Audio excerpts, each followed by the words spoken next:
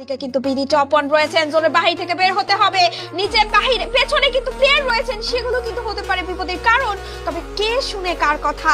Bangladesh top one জানেন এই মুহূর্তে তাদের কি করা উচিত। রুফটপের ফেভার নেওয়ার জন্য বাংলা ইউনিটি চড়ে বসেছেন কিন্তু এই ডুপ্লেক্সের সেকেন্ড একদম রুফটপের উপরে। তবে এবার বিডি টপ ওয়ানদেরকে প্রেসার করার চেষ্টা করছেন, কম্পাউন্ডার ধরতে হবে।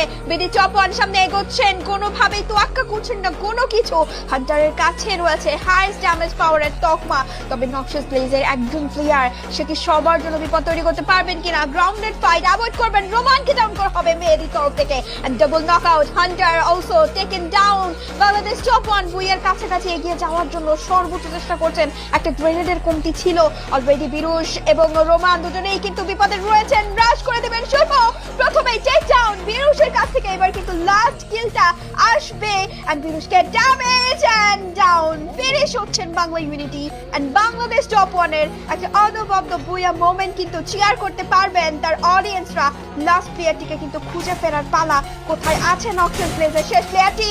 And this is it, lock and loaded. This booyah goes for Bangladesh top one. এই আজকের এসএইচআর গ্র্যান্ড ফিনালের চমৎকার একটা বুয়া মোমেন্ট আমরা দেখলাম। 17 এলিমিনেশন উইথ এ বুয়া।